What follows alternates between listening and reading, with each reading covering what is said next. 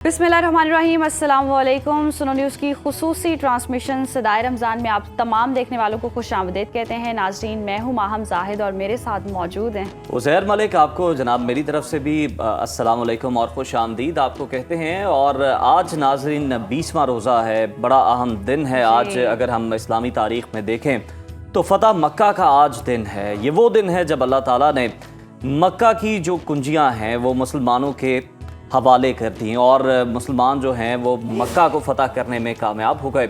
और आज का दिन इस लिहाज से भी बड़ा अहम है क्योंकि एक तो दूसरा अशरा मुकम्मल हो रहा है और हम तीसरे अशरे में दाखिल होने वाले हैं जो कि नारे जहन्नुम से आज़ादी का है। और वहीं पर माहम आज बड़े खूबसूरत मनाज़िर मसाजिद में देखने को मिलेंगे। लोग एतकाफ पर बैठने के लिए जा रहे हैं। एक बड़ी बेहतरीन इबादत है और सारी दुनिया से जो ताल्लुक़ है उसको तर्क करके सिर्फ अपने रब से लो लगाने के लिए आज जनाब मुसलमान जो हैं फर्जंदान इस्लाम जो हैं वो बड़ी तादाद में मुख्तलिफ मसाजिद में एतकाफ बैठेंगे। और उज़ैर, ये वो लम्हात होते हैं जहाँ दिल उदास भी होता है क्योंकि ये जो जब एतकाफ बैठते हैं ना तो ये दिन बहुत तेज़ी से गुजरते हैं।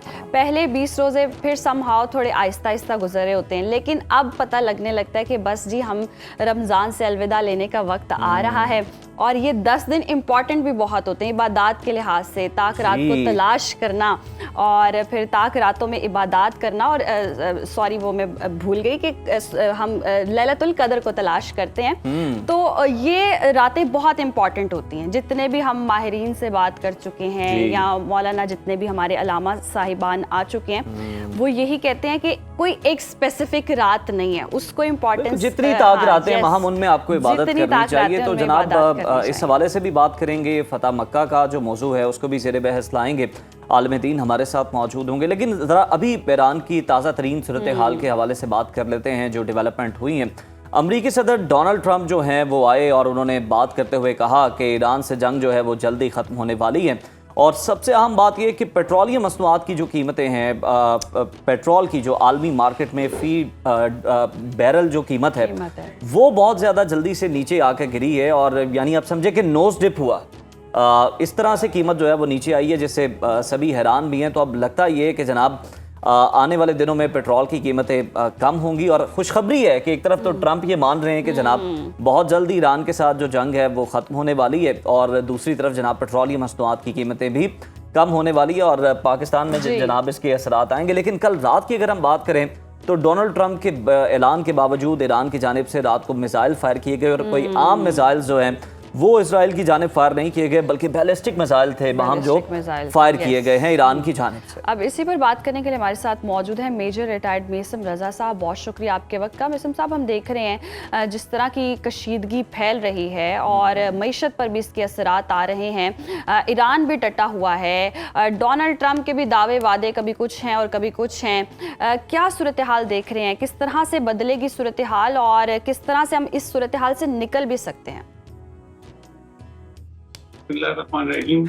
पहले तो बहुत शुक्रिया आपने मुझे अपने साथ लिया है इस मौजू के ऊपर के जबकि इस वक्त रमजान में जिस तरह आप अपनी स्टार्ट में बता रहे थे कि आखिरी अरसे में शामिल हो चुका है जी। उसके साथ साथ पूरा खित्ता जो है बदकिस्मती से जहां रमजान हमारे लिए एक अमन, इबादत और मोहब्बत का पैगाम लेके आता है, वहीं इस रमज़ान में ये पूरे का पूरा स्पेशली मुस्लिम वर्ल्ड जो है वो इस वक्त आग का शिकार हो चुकी हुई है। कुछ मुसल्लत हुए इजराइल और अमेरिका की सूरत में जो ईरान के ऊपर हमलावर हुए। दूसरा 25 और 26 की दरमियानी रात फरवरी की अफगानिस्तान के ऊपर पाकिस्तान के साथ एक बड़ा मुनज़्ज़म अटैक आता है और 53 पोस्टों को बाकायदा निशाना बनाया जाता है। और ये अफगानिस्तान का पाकिस्तान के ऊपर अटैक करना और उसके 3 दिन के गैप के बाद ईरान और इजराइल का और अमेरिका का ईरान के ऊपर अटैक करना, ये काफी सारी चीजों को आपस में डॉट्स जो हैं वो कनेक्ट करते हैं। बहरहाल इस वक्त चूंकि एक मेजर मौजू जो है वो ईरान और इजराइल की जंग है और उसके साथ बढ़ते हुए जो इकोनॉमी के ऊपर असरात हैं और इस रीजन के ऊपर जो सारे असरात हैं वो आप इस मौजू को लेके आए हैं।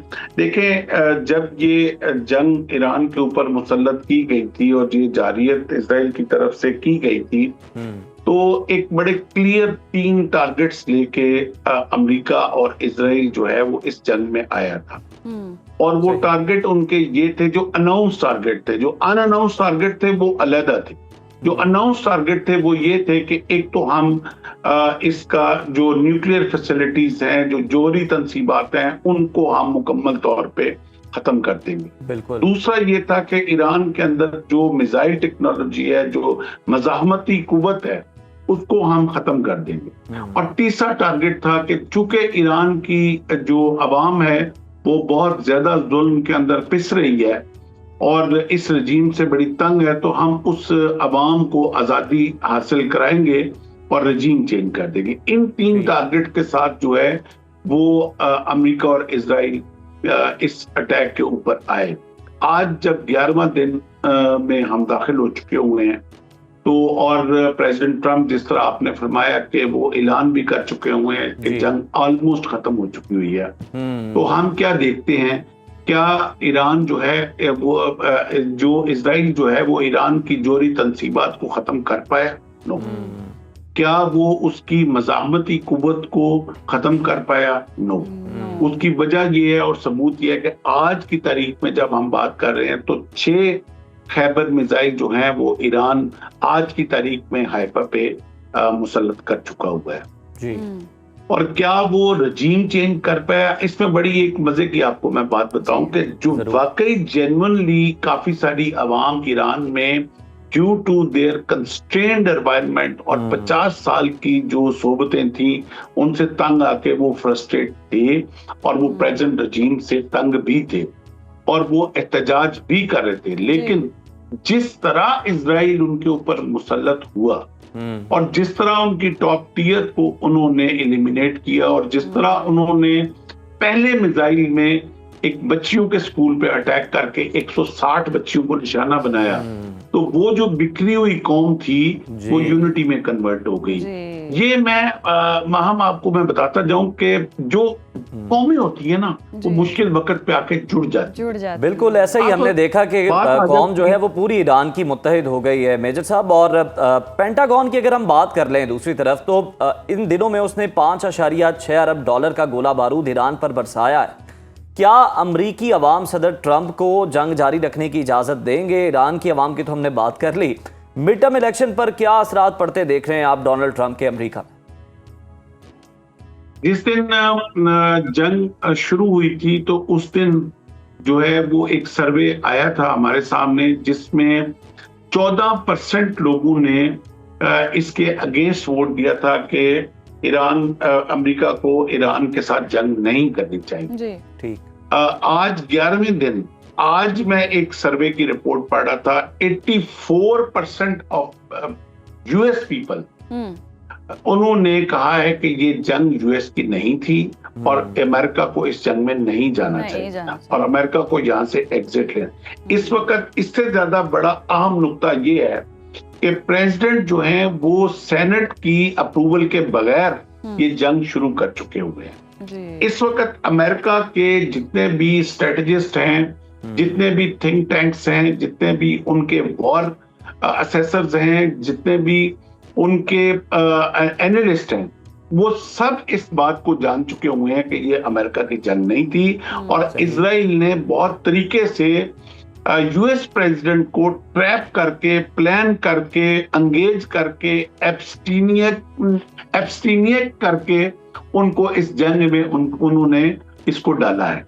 अब जबकि वो मुकम्मल तौर पे ट्रैप हो चुके हुए हैं और आज जब यूएस प्रेसिडेंट ये कहते हुए नजर आते हैं कि जंग ऑलमोस्ट खत्म हो चुकी हुई है, तो I think he has realised कि उन्होंने अपनी पूरी कौम का कितना बड़ा रेवेन्यू जो है वो रिस्क पे लगाया, कितना बड़ा कौम का स्टेक रिस्क पे लगाया और कितना बड़ा स्ट्रेटेजिक लॉस किया है जो क्लाउड उनका इस मिडिल ईस्ट में बन चुका हुआ था अमेरिका का एज ए प्रोटेक्टर, वो जो है वो एक क्लाउड बर्स्ट हुआ और आज हमें एक सऊदी हमारे भाई जो एक मिनिस्टर हैं वो कहते हुए नजर आते हैं कि हम तो समझते थे कि अमेरिका इस रीजन में हमें प्रोटेक्ट करने के लिए है, हमें ये इल्म ही नहीं था कि अमेरिका को हमें प्रोटेक्ट करना पड़ेगा। अब बात ये है अजीज साहब कि इस वक्त मुस्लिम उम्मा कहाँ खड़ी है। हम लोग क्यों पारा पारा होके अलग-अलग अपने आप को कटने का वेट कर रहे हैं जी। ये अगर इसराइल का एक आप पैटर्न देखते हैं जी, तो ये आज से अगर 25 साल पुराना इसका पैटर्न आप फॉलो करना शुरू कर दें कि किस तरह इन्होंने एक साइड से शुरू हुए हैं मुस्लिम उम्मा को खत्म करने के लिए जी। और उससे भी पीछे चले जाएं तो जब सल्तनत उस्मानिया जब से खत्म हुई है तो इन्होंने उसी वक्त से लॉरेंस ऑफ अरेबिया अगर नहीं पढ़ी तो मैं आपके तवस्सुत से कहूंगा कि सब पढ़ो कि किस तरह हमारी खिलाफत को खत्म किया गया, जो खिलाफत हमारी उम्मत की एक यूनिटी का निशान था और किस तरह उस खिलाफत के खिलाफ साजिश करके मुसलमानों को आपस में लड़वाया जा रहा था। आज जब पता चलता है कि इजराइल जो है वो एक फॉल्स फ्लैग ऑपरेशन करके अरामको के ऊपर सऊदी अरब में ड्रोन मारता है जी, ताकि वो लगे ये कि ईरान ने मारा तो और आपस में मुसलमानों की जंग शुरू हो जाए और इजराइल खामोशी से बीच में बिल्कुल दुरुस्त फरमा रहे हैं आप कि हमें मुत्तहिद होने की जरूरत है, मुसलमानों को तकसीम होने की जरूरत नहीं। ये वो मौका है जब सब मुत्तहिद होकर लड़ेंगे तो फतह भी इंशाल्लाह हमारी होगी। पासदारानी इनकिलाब ने पेशकश की है कि इसराइली और अमरीकी सफीरों को निकालने वाले ममालिक आबनाए हुर्मुज़ इस्तेमाल कर सकते हैं। अमेरिका क्यों आबनाए हुर्मुज़ खुलवाने में नाकाम हो गया? अमेरिकी सदर क्यों ऑयल टैंकर्स के स्टाफ को खतरा मोल लेकर आबनाए हुर्मुज़ से गुजरने का मशवरा दे रहे हैं?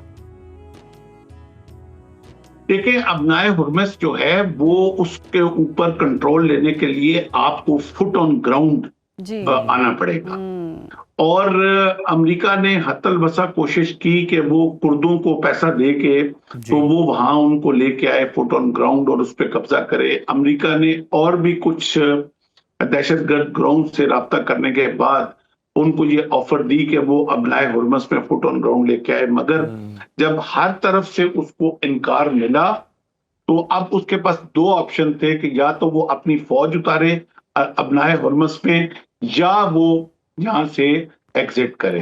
तो अपनी फौज उतारने वाले ऑप्शन पे जब अभी डेड बॉडीज वापस जानी शुरू हुई है अमेरिका में, तो जो एक कैओस और जो एक कोहराम उधर बरपा हुआ है, उसके बाद किसी भी सूरत में यूएस प्रेसिडेंट जो है वो foot on ground US soldiers के साथ नहीं आएंगे। और इजराइल तो इतना शातिर है कि वो कभी भी अपना कोई सिपाही जो है वो आबनाए हुर्मुज़ में नहीं उतारेगा। तो अब फाइनली वो उन्होंने जो एग्जिट का फैसला लिया है और ईरान की तरफ से बड़ी ये खुशाइंद ऑफर है कि जो भी मुल्क अपने से इजरायली सफीर को निकाल देगा और इजरायली बाकियात को निकाल देगा तो वो उसके जहाज जो हैं वो आबनाए हुर्मुज़ से गुजर सकते हैं। ये मैं आपके सुनने वालों को देखने वालों को बताता जाऊं, बहुत सारे लोग ये समझते हैं कि जो स्टेट ऑफ हुर्मुज़ है, आबनाए हुर्मुज़ जो है वो शायद सिर्फ तेल की सप्लाई के लिए यूज होता है जी। मैं this is a very shocking news for all of us कि ये सिर्फ तेल की सप्लाई के नहीं बल्कि पूरे मिडिल ईस्ट के फूड सप्लाई के लिए भी आबनाए हुर्मुज़ का ही रूट बाहर रूट है जो इस्तेमाल होता है। तो ये सिर्फ ऑयल क्राइसिस नहीं है, आने वाले वक्त में बहुत सीरियस किस्म के फूड क्राइसिस भी जन्म ले सकते हैं। इसके ऊपर कंट्रोल बिल्कुल बहरानी कैफियत जो है वो मजीद आने वाले दिनों में पैदा हो सकती है अगर ये जंग जो है वो ख़त्म ना हुई। बहुत शुक्रिया मेजर मेसिम रज़ा साहब हमारे साथ मौजूद थे और इस मामले पर अपना बड़ा ज़बरदस्त और माहिराना तज्ज़िया दे रहे थे कि सूरत हाल एक्चुअली क्या है। बेशक डोनाल्ड ट्रंप जो है वो ऐलान कर रहे हैं कि जंग तकरीबन ख़त्म हो चुकी है, लेकिन हम देख रहे हैं कि ईरान जनाब बड़े ज़बरदस्त और बेहतरीन खैबर मिसाइल और बैलिस्टिक मिसाइल जो है वो ताहाल भी फायर कर रहा है और आबनाए हुर्मुज़ के हवाले से एक नई पेशकश भी जो है वो सामने आ चुकी है। अब देखना यह है कि ये जंगी सूरत हाल कहाँ जाती दिखाई देती है, बट वी होप, हम हमेशा दुआ करते हैं कि अमन हो, खित्ते में अमन हो और सब मुत्तहिद होकर इसराइल को तो एक बार लगाम डाल सकें। नाजरीन, यहाँ वक्त हुआ है ब्रेक का, देखते रहिए सदाए रमज़ान। नाजरीन, तारीख गवाह है कि फातेह जब मफतूहा बस्तियों में दाखिल होते हैं तो जुल्म करते हैं, लेकिन 20 रमज़ान 8 हिजरी को मक्का की गलियों ने एक ऐसा फातेह देखा जिसने इंतकाम की जगह रहमत को चुना।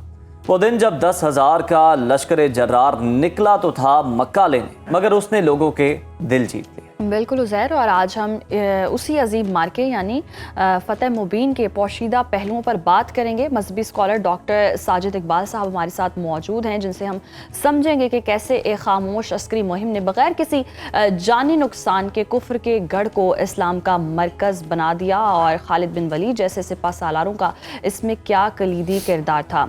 बहुत शुक्रिया आपके वक्त का। Welcome to Sadaye Ramzan. आज 20 रमज़ान मुबारक है। ये वो दिन है जब फ़तेह मक्का जैसा अजीम मार्का जो है वो सरअंजाम पाया था।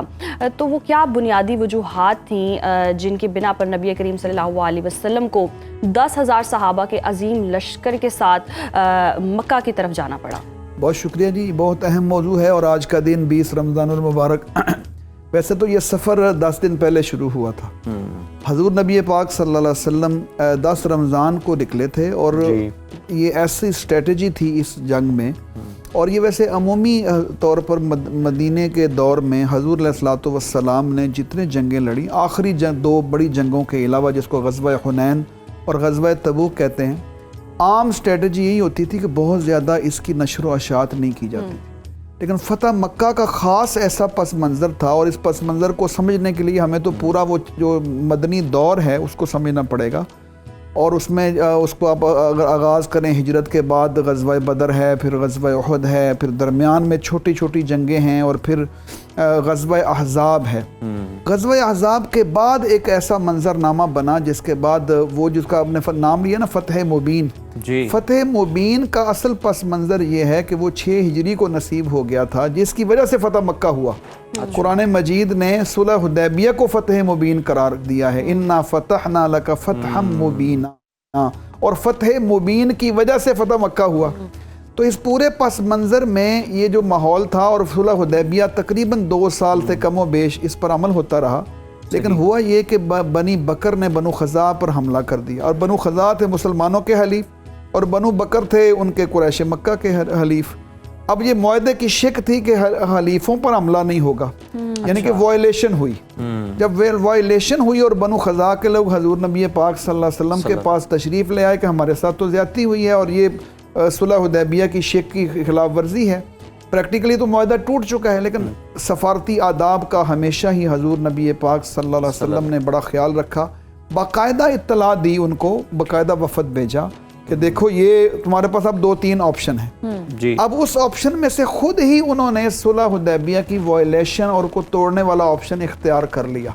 बाद में बड़े पछताए। अबू सुफियान आए थे, अभी मुसलमान नहीं हुए थे वो, तो वो आए थे वहाँ से कि आप नज़र सानी करें, लेकिन उस वक़्त तक वक़्त गुजर चुका था।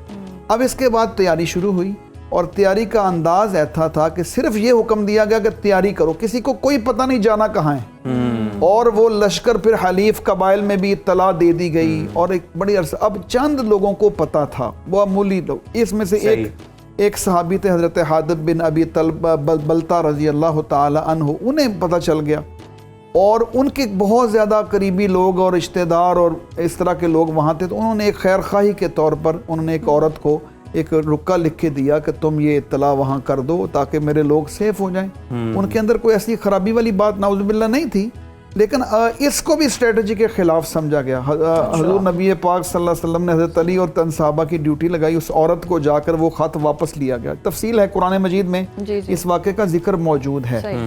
तो आप ज़रा अंदाज़ा लगाएं, अब ये लश्कर चला, अब रुख मक्के की तरफ था नहीं लश्कर का, लश्कर का रुख मुखालिफ सम्मत में था, और एक लंबा चक्कर काट कर 7 दिन लगे हैं, यानी 10 रमज़ान को सफ़र शुरू हुआ है, और दरमियान में हलीफ कबाइल को भी इत्तला कर दी गई थी कि आप हमारे साथ शामिल हो। उनको भी नहीं पता जाना किधर है, और बिल्कुल भी ये पोशीदा रखा गया। जी पोशीदा रखा, ये स्ट्रेटजी है, और ये पोशीदा रखने का एक ही मकसद है, खून खराबा ना हो। क्योंकि हज़ूर अलैहिस्सलातु वस्सलाम वमा अरसलनाका इल्ला रहमतल लिल आलमीन है।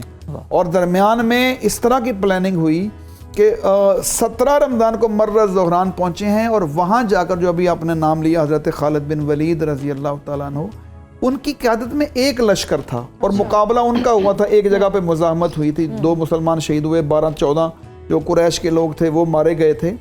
वो 4 बड़े ग्रुप, पहले 12 ग्रुप बनाए थे रास्ते में, और लश्कर बड़ा था उसको मैनेज करने के लिए, और मर्रा ज़ुहरान के बाद 4 बड़े ग्रुप थे। मक्के को चारों तरफ से अंदर दाखिल होना था, लेकिन वहाँ पे जो अजीम शान एक मंजर पेश हुआ कि 10,000 के लश्कर को रात को जब कहा गया कि अपना अलाव रोशन करो, यानी कि एक शान व शौकत का इजहार था। अब जो अबू सुफियान थे वो इसके थोड़े देर से बाद मुसलमान हो चुके थे, लेकिन उनको जंगी हिकमत अमली के वो भी बहुत माहिर थे, क्योंकि बड़ी बड़ी जंगों में कुरैश की तरफ से क़यादत करने वाली वही शख्सियत थी।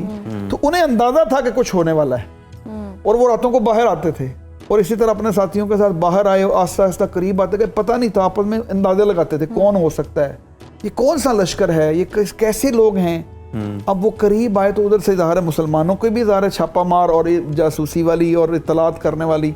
इस पूरी जंग में हमें ये भी स्ट्रेटजी का अंदाज़ा होता है कि किस तरह जंगों के अंदर इत्तलात और बर वक़्त जो इंफॉर्मेशन है उसकी कितनी अहमियत होती है। और अबू सुफियान और उनके साथियों को हज़रत अब्बास रज़ी अल्लाह तआला जो हुज़ूर सल्लल्लाहु अलैहि वसल्लम के चचा हैं, उन्होंने आवाज़ पहचान ली थी और उसको साथ लिया, और साथ लेकर फिर हजूर की खिदमत में हाजिर हुए। उस मौके पर एक वाक़या हुआ कि वो उन्होंने कहा कि तुम किधर आए हो, और उन सारी बात जब हुई तो हज़रत अब्बास ने एक सिफारिश की नबी पाक सल्लल्लाहु अलैहि वसल्लम से कि देखें या रसूलल्लाह, ये सरदार हैं, आज हम इनके ठीक है इनको पकड़ लिया हमने, तो हम ऐसा करें इनके लिए कोई एजाज़ या इकराम का अनाउंस करें। हजूर अलैहिस्सलातु वस्सलाम ने फरमाया कि जाओ, मन दखला दारा अबू सुफियान फहुवा आमिन, जो अबू सुफियान के घर में दाखिल हो जाएगा उसे अमान दे दी जाए। फिर आप अंदाज़ा लगाएं एक लम्हे के लिए कि हजूर नबी पाक सल्लल्लाहु अलैहि वसल्लम को अल्लाह रब्बुल इज़्ज़त ने फरमाया कि ये रहमतल लिल आलमीन हैं, और हजूर अलैहिस्सलातु वस्सलाम ने इतनी, देखें आपने अभी बात की थी, अब मक्के वालों का जुल्म कितना ज्यादा था। डॉक्टर साहब यही बात मैं कहना चाह रहा हूँ कि जो माफ़ी का ऐलान कर दिया, इतने मजालिम ढाने वालों को उनके लिए माफ़ी का ऐलान कर दिया, तो इस पैगाम ने, इस बात से, इस अमल से इस्लाम किस कदर फैला, कितनी मदद मिली? इतनी बड़ी मदद मिली जिसका तसव्वुर भी आज हम यहाँ बैठ के नहीं कर सकते। यानी कि आप अंदाज़ा लगाएं कि ये सारे मुश्किल हालात में रहे ना हजूर सल्लल्लाहु अलैहि वसल्लम, पहले मक्का के 13 साल, फिर मदीना के ये जो 8 साल थे, स्पेशली 6 साल शुरू वाले, इसमें तो इतने ज़्यादा हालात सख्त थे कि रातों को पता ही नहीं होता था क्या हो जाएगा। सुलह हुदैबिया के बाद अमन नसीब हुआ, हजूर सल्लल्लाहु अलैहि वसल्लम ने दुनिया के बादशाहों को खतूत लिखे और इस्लाम को पैगाम पहुँचाने का एक बड़ा मौका मुयस्सर आया।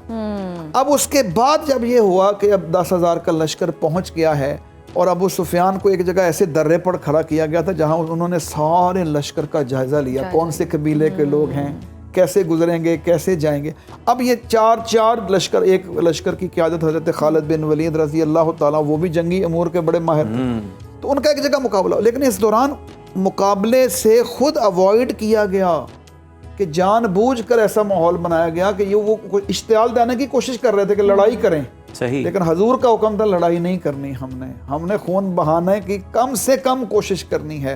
और ऐसा ही हुआ जब चारों तरफ से 4 बड़े लश्कर मक्के में दाखिल हो गए, और जब इससे पहले अबू सुफियान को भेज दिया गया था, और अबू सुफियान ने जब लोगों को बताया जाके मोहम्मद का लश्कर आ गया है सल्लल्लाहु अलैहि वसल्लम, तो लोगों को यकीन नहीं आता था।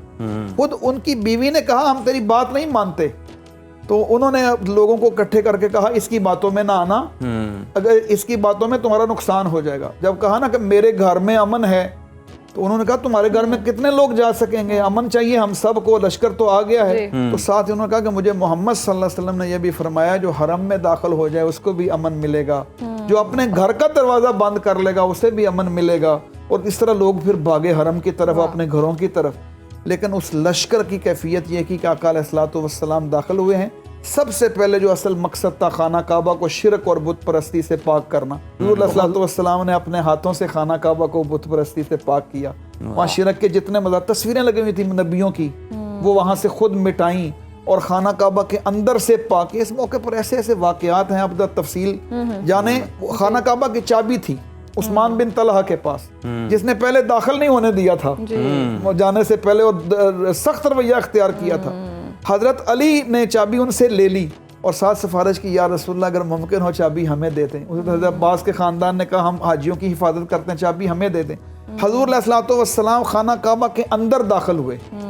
आपको पता है उसके जोफ़े काबा कहते जी। हैं। अंदर से जब बुतों की सफाई हुई, सैयदना जिब्राईल अलैहिस्सलातु वस्सलाम तशरीफ़ लाए। कुरान पाक का वाहिद मुकाम है जो खाना काबा के अंदर नाज़िल हुआ, सूरा आले इमरान की आयत नंबर 59 और 60, इन्नल्लाह यअमुरुकुम अन तुअद्दुल अमानाति इला अहलिहा, और हजूर ने आकर फरमाया कि चाबी उस्मान बिन तलहा ही के पास रहेगी, वो ईमान ला चुके थे। इससे अब अंदाजा लगा कितनी रहमतें हैं जो रोकने वाले हैं, हजूर उनके लिए दरवाजे खोल रहे हैं। बहुत शुक्रिया डॉक्टर साहब आपके वक्त का। और वाकई जी तारीख में हमें ऐसी फतह मिलती है जिसका जिक्र करके रूह एक बार फिर से ताज़ा हो जाती है और दिलों को जीता गया इस फतह के बाद हमने देखा। और जिस तरह से इस्लाम फैला, जिस तरह से इंतजामी मामलात हमने देखे, बहुत ही ज़बरदस्त तारीख है और इसको याद करके माफ करने का, दरगुजर करने का जो यहाँ पर हमें सबक मिलता है, यकीनन इससे इस्लाम फैला है। ये कहा जाता है कि शायद तलवारों के ज़ोर पर इस्लाम फैला है, लेकिन ये जो इस तरह का हुस्न सलूक है, ये जो अमाल है, ये जालिमों को भी माफ़ कर दिया। जब आप बदला लेने की सकत रखते हैं, ताकत रखते हैं, आपके इशारे अबरू के सब मुंतज़िर हैं कि जनाब आप हुक्म करें तो लश्कर कुछ भी कर सकता है। तो जनाब ये बड़ा ही खूबसूरत पैगाम है। इसके साथ ही बढ़ते हैं ब्रेक की जानिब। देखते रहिए सदाए रमज़ान। बिस्मिल्लाहिर्रहमानिर्रहीम, अस्सलामुअलैकुम। आप देख रहे हैं इफ्तार पकवान और मैं आपकी होस्ट जन्नत जमशेद आपके सामने हाजिर हूँ। डेली आपसे मुलाकात होती है और डेली हम आपको मज़ेदार और मुनफरिद रेसिपीज़ बनाना सिखाते हैं। इफ्तार पकवान को स्पॉन्सर किया है खर्ची जामे शीरी ने, सेप्रोसो ने, किनौर, और हमें ताउन हासिल है डालडा का भी। वक्त ज़ाया नहीं करते, बुला लेते हैं शेफ़ अनम को।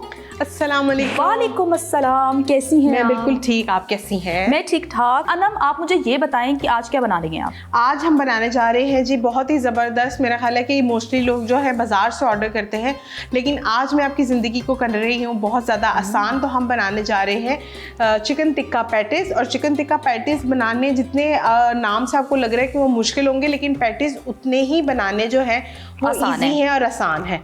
तो आप आ जाएं इस तरफ और मैं आती हूँ इस जगह पे, आप अपनी जगह पे। बिल्कुल। अब यहाँ पर हम सबसे पहले यूज़ करेंगे जो पफ पेस्ट्री है। अगर आप घर में बनाना चाहें तो घर में, लेकिन अब मार्केट में बड़े ही इजीली जो है पफ पेस्ट्री अवेलेबल है। तो हम यहाँ पे सबसे पहले स्टार्ट कर लेते हैं चिकन की मैरिनेशन। चिकन मैरिनेशन के लिए हम इसमें से थोड़ा सा चिकन ले लेते हैं। चिकन बिल्कुल छोटे छोटे चंक्स में हम रखेंगे। इसमें हम तकरीबन 300 ग्राम के करीब जो है वो चिकन ऐड करेंगे, और ये ताकि ये हमारे पैटिस के लिए जो है वो प्रॉपर हो। हमें ज़्यादा पैटिस के लिए जो चिकन है वो फिर वेस्टेज ना हो उसकी। अच्छा जी, यहाँ पे अब हम सबसे पहले इसके अंदर ऐड करेंगे स्पाइसेस में इसके अंदर जाएगा थोड़ा सा कुटी हुई लाल मिर्चें, बिल्कुल थोड़ी सी डालेंगे, क्योंकि आपने बच्चों और बड़ों दोनों के लिए बनाना है, तो आपने हस्बे जायका या हस्बे ज़रूरत आपने इसमें चीज़ें ऐड करनी। साथ में इसमें जाएगी वाइट पेपर। अब स्पाइसेस जो हैं आपकी अपनी पर्सनल चॉइस है कि आप उसको कितना स्पाइसी करना चाहते हैं, क्योंकि ये टिक्का बेसिकली बेस्ड है, तो हम इसके अंदर थोड़ा सा टिक्का मसाला भी ऐड करेंगे। उसके साथ अब हम इसके अंदर ऐड करेंगे थोड़ा सा ज़ीरा पाउडर। अच्छा, ज़ीरा पाउडर का बहुत अच्छा सा फ्लेवर आता है उसमें आपके जो पैटिस के अंदर। और साथ में इसमें ऐड करेंगे हम थोड़ा सा लाल मिर्च पाउडर, और इसके अंदर ऐड करेंगे हम लेमन जूस, और साथ में इसमें जाएगा थोड़ा सा योगर्ट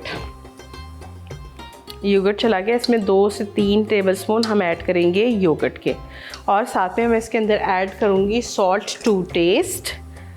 इसमें चला जाएगा सॉल्ट। आप चाहें तो चिकन किनौर क्यूब्स भी या चिकन पाउडर भी यूज़ कर सकते हैं। और ये टिक्का मसाला जो है हम थोड़ा सा और ऐड कर लेते हैं, दैट्स इट। और थोड़ा सा हम पेपरिका पाउडर डालेंगे इसके अंदर। अब ये सिर्फ मैंने कलर के लिए ऐड किया है, आप इसके अंदर डालना चाहे तो डाल लें, स्किप करना चाहे तो स्किप कर लें। उसके बाद बारी आ जाती है इसमें जिंजर गार्लिक पेस्ट। बिल्कुल 1/3 टीस्पून के करीब जिंजर गार्लिक पेस्ट जाएगी इसके अंदर। और अब हम इसकी करेंगे अच्छी तरीके से मिक्सिंग करने के बाद ही अब हम इसको बनाएंगे अपने चूल्हे पर, तकरीबन जब तक हमारा चिकन जो है वो अच्छी तरीके से पक नहीं जाता। तो इसमें थोड़े से जो है ज़ीरा डाल लेते हैं और थोड़े से सेसमी सीड्स। अब ये हो गई है हमारी चिकन की मैरिनेशन कंप्लीट। ओके, ठीक है जी। अब यहाँ से ले लेते हैं एक फ्राई पैन या एक कढ़ाई। क्योंकि आपने फ्राई पैन ले लिया तो मैं डालडा ले आती हूँ हमेशा की तरह। और इसको करेंगे डालडा कुकिंग ऑयल में। बिल्कुल 2 से 3 टेबलस्पून आपने इसमें डालडा कुकिंग ऑयल ऐड करना है, दैट्स इट, बस। और अब हम इसको जो है चिकन को डालेंगे ऑयल में और अच्छी तरीके से करेंगे इसको कुक। और इसको तब तक कुक करेंगे जब तक ये अच्छी तरीके से जो है बिल्कुल ड्राई फॉर्म में ना आ जाए। जब ये ड्राई हो जाएगी तब ही हम इसका अगला प्रोसीजर जो है वो स्टार्ट करेंगे।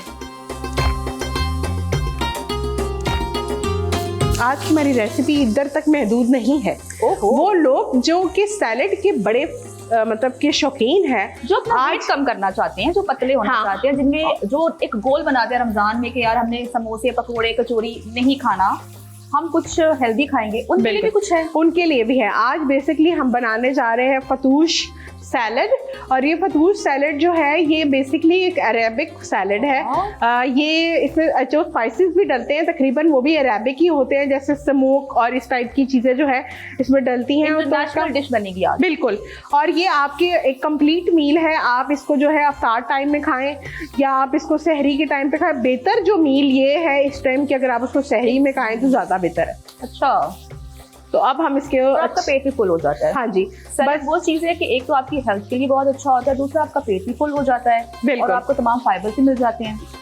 ऐसा ही है बिल्कुल। और अच्छा, जब आप इसकी फिलिंग करेंगे अपने पफ पेस्ट्रीज में, तब आपने एक चीज़ नोटिस करनी है कि आपने आपके जो चिकन है उसका टेम्परेचर बिल्कुल ठंडा होना चाहिए, मतलब कि रूम टेम्परेचर पे होनी चाहिए, ये बिल्कुल भी गर्म नहीं होनी चाहिए। अच्छा, तो अब ये चीज़ों का ख्याल रखना है। जी बिल्कुल। तो अब हम जो है सेंटर में थोड़ा सा डालेंगे मैदा, तकरीबन 1 से 2 टेबलस्पून के करीब हम मैदा डालेंगे इसके अंदर, और मैदा डालकर हम थोड़ी देर इसको कुक करेंगे ताकि मैदे का जो है वो कच्चापन खत्म हो जाए। देखिए, अब मैं जैसे ही मैदा डाला है तो ये साथ चिपक गया है इसके, और ये इस तरीके से हमें इसी फॉर्म में चाहिए। जब ये इस तरीके से हो जाए तब आपने इसको जो है वो इसमें थोड़ा सा मिल्क ऐड करेंगे ताकि जो है अच्छे से आपके पैटीज जो है जब आप डालें तो कितना अच्छा, देखें सिर्फ दही के पानी में ही हमारे चिकन जो है वो बिल्कुल अच्छी तरीके से टेंडर हो गया। टेक्सचर चाहिए था तो आ गया। बिल्कुल। और अब मैं इसके अंदर ऐड करूंगी बिल्कुल थोड़ा सा मिल्क, और ये जाएगा इसके अंदर मिल्क, ये चला गया है इसके अंदर मिल्क। और जगह को कर लेते हैं, पहले इसको कर लेते हैं, फिर जगह को कर लेंगे थोड़ा सा क्लीन।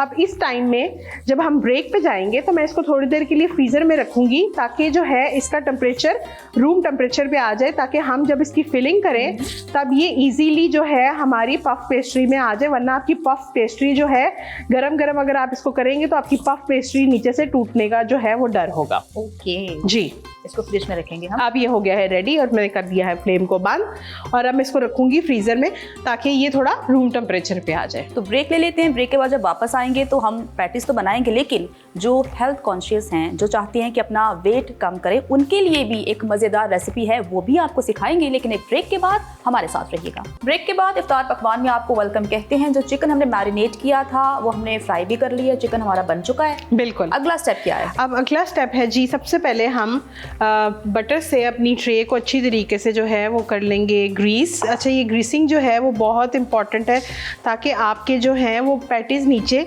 लगे ना या चिपके ना।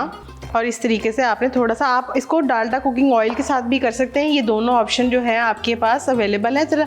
लेकिन पफ पेस्ट्री को ज़रा ये होता है कि थोड़ा सा उसमें क्रिस्प आ जाता है, और उससे क्या होता है कि आपकी जो नीचे वाली लेयर होती है पैटिस की वो बहुत अच्छी सी जो है वो कुक हो जाती है। तो इस तरीके से हमने साइड्स एजेस को भी अच्छी तरीके से जो है हमने कवर कर लिया। अब इसको रख देते हैं इधर, और इस तरफ आ जाते हैं अपने पफ पेस्ट्री की तरफ। और पफ पेस्ट्री को आपने इसी तरीके से जो है वो रैप करके रखना है ताकि अच्छी सी जब आप पफ पेस्ट्री को करें तो वो आराम से रैप हो सके। अच्छा जी, अब ये जो है पफ पेस्ट्री को सबसे पहले हम अलग-अलग करेंगे, और ये इस तरीके से हम पफ पेस्ट्रीज़ को अलग कर लेंगे और कोशिश करेंगे कि हल्के हल्के हाथों से करें ताकि जो है ये आराम से टूटे ना। एग्जैक्टली, जन्नत समझ गई हैं। और इस तरीके से आपके साथ रह रहे कि बस समझ आ गई है। हाँ कुकिंग आ गई है मुझे। आ गई है। चलें, बस मेरी जगह नहीं लेनी है आपने। बिल्कुल भी नहीं।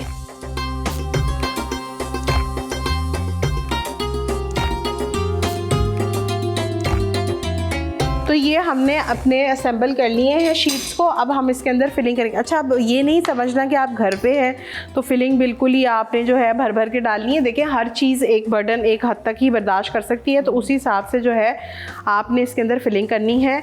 इसको हम हल्का हल्का जो है वो स्प्रेड करेंगे इवनली, ताकि जो है ये कॉर्नर्स तक भी आ जाए इस तरह से।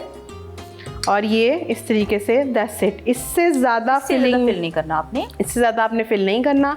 और इसके ऊपर हम दूसरी वाली लेयर को सेट कर देंगे, और दूसरी वाली लेयर को सेट करने के बाद इसको ले आएंगे थोड़ा सा सेंटर में, और इसकी एजेस को हम फोक से इस तरीके से लॉक कर देंगे, और सारी साइड्स को इसी तरीके से हम लॉक करेंगे। और आपकी अपनी मर्ज़ी है, अगर आप चाहें तो इसको सेंटर से जो है आप राउंड फॉर्म में भी कट कर सकते हैं, ये आपकी अपनी पर्सनल चॉइस है, जैसे आपको सही लगता है उस तरीके से। आपने इसको टाइटली अच्छी तरीके से सील करना है सारी साइड से, और इस तरीके से हम इसको अरेंज करेंगे, लेकिन वक्फे के ऊपर रखेंगे, ताकि जब पफ पेस्ट्री को जो वो पफ होती है तो उसको थोड़ा सा टाइम लगता है, उसको थोड़ी सी स्पेस भी चाहिए होती है फूलने के लिए। तो इस तरीके से आपने जो है अपने चिकन को और पफ पेस्ट्री को थोड़ा दूर दूर वक्फे पे ही रखना है। इस तरीके से आपने उसको इस सारी साइडों को अच्छी तरीके से जो है वो रैप कर देना है, सील कर दें, बिल्कुल इस तरीके से कर लें। और अगर आपको राउंड फॉर्म में चाहिए तो आप इसकी पैटी को सेंटर से कट कर उसमें भी आप इस तरीके से कर सकते हैं। और इस पे लगाएंगे हम एग, सिर्फ हमने इस पे योक लगानी है, और अच्छी तरीके से योक को कर लेंगे मिक्स, और इस तरह से आपने उसको ब्रश कर देना है अपने पैटिस के ऊपर। ये ब्रश हो गए इस तरीके से, अच्छी तरीके से आपने करना है। इससे एक तो चीज़ होता है कि इससे कलर बहुत अच्छा सा जो है आपको जो कमर्शियली गोल्डन कलर मिलता है वो यही एग योक का ही बेसिकली होता है। तो इस तरह से एग योक आपने लगा देनी है पैटिस के ऊपर, और फिर हम इसके ऊपर ऐड करेंगे सेसमी सीड्स, और ये आगे सेसमी सीड्स, और अब ये जाएगा अवन में बेक होने। और अवन में हम कितनी देर रखेंगे? अब इसको हम 10 से 12 मिनट, और साथ साथ हम चेक करते जाएंगे कि इसका क्या सूरत हाल है। तो इसको रखते हैं अवन में। अवन को हमने फुल प्री हीट किया हुआ है, और ये अब जाएगा अवन में। और अब हम चलते हैं अपनी दूसरी रेसिपी की तरफ। यहाँ से हम लेंगे पीटा ब्रेड के 2 स्लाइसेस, और इसको हम अलहदा कर लेंगे इस तरीके से। ये अलहदा हो गई है, और अब हम इसको कट करेंगे इस तरीके से। आपने इसकी क्यूब्स फॉर्म में इसको कट करना है।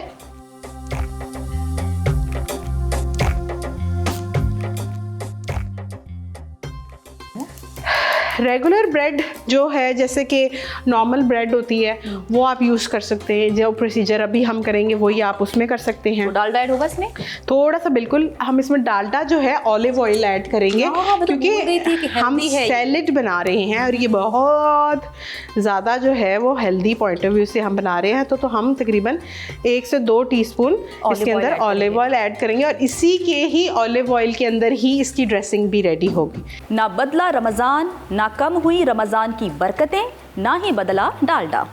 तो इसको इसमें डाल देते हैं, और इसको अब हमने करना है थोड़ा सा सौते, और साथ में हम जी बिल्कुल, और साथ में हम इसके अंदर ऐड करेंगे थोड़ा सा स्मोक पाउडर। वो इस पे एक बड़ा अच्छा सा जो है वो कलर सा जो है वो ले आएगा, और ये बहुत ही मज़ेदार किस्म की जो है आपकी रेसिपीज़ हो जाएगी रेडी। तो इस तरीके से इसके ऊपर जो है हल्का हल्का सा वो होना शुरू हो जाएगा, कैरमलाइज होना शुरू हो जाएंगे ये ऑलिव ऑयल की वजह से। तो ये लाइट जब गोल्डन ब्राउन हो जाएंगे तो हम इसकी स्टोव को कर देंगे बंद। तो आप इसको हिलाती रहें हल्के हाथ से, और मैं यहाँ पे करती हूँ वेजीज़ को रेडी। तो वेजेस कौन कौन सी? वेजीज हम इसके अंदर जो भी सीजनल वेजिटेबल्स आपके पास अवेलेबल हैं, जस्ट लाइक क्यूकम्बर हो गया, कैबेज हो गया, कैबेज नहीं आइसबर्ग हम इसमें डालेंगे, साथ में इसमें थोड़े से अनियंस जाएंगे। अच्छा, इसमें गार्लिक को हम फाइनली चॉप करके ऐड करेंगे। इस तरीके से आपने इसके थोड़े बड़े बड़े चंक्स कट करने हैं, ठीक है? अच्छा, इसमें छोटे छोटे है कि आप अपनी मर्जी के मुताबिक? नहीं। अच्छा, इसके अंदर फतूश सैलेड में हमेशा जो वेजीज के चंक्स हैं वो थोड़े बड़े बड़े ही होते हैं। तो अब मतलब इतने बड़े भी नहीं होंगे, लेकिन बाइट साइज होंगे, ठीक है जी। इस तरह से आपने इसको कट कर लेना है। इसमें जो कोई भी वेजिटेबल डलेगी उसका साइज़ कंपेरेटिवली थोड़ा सा बड़ा ही होगा, जो कि 1 बाइट आपके खाने के काबिल हो, मतलब इतना भी बड़ा नहीं होगा कि वो बिल्कुल ही। रेडी हो गया? हाँ जी रेडी हो गया। फ्लेम बंद कर देते हैं। आप मुझे अगर ये वाला बाउल दे दें। हाँ यही दे दें। तो साथ साथ वेजीज को हम कट करते जाते हैं और साथ साथ इसको इसके अंदर डालते जाते हैं। तो अब हम इसमें हमने डाल लिया है खीरा। तो वैसे ही बहुत अच्छा होता है आपकी स्किन के लिए, आपकी हेल्थ के लिए। अगर डिहाइड्रेशन है तो आप खीरा खाएं। अब इसमें हम कट करेंगे अनियंस, इस तरीके से हमने कट कर लिया। अब बारी आ जाती है इसमें चेरी टोमेटोज़ की। आप इसके अंदर जो है मिंट ऐड कर सकते हैं, आप चाहें तो इसके अंदर जो है ऐड कर सकते हैं क्यूकम्बर्स, सॉरी इनफैक्ट हरा धनिया भी आप इसमें ऐड कर सकते हैं।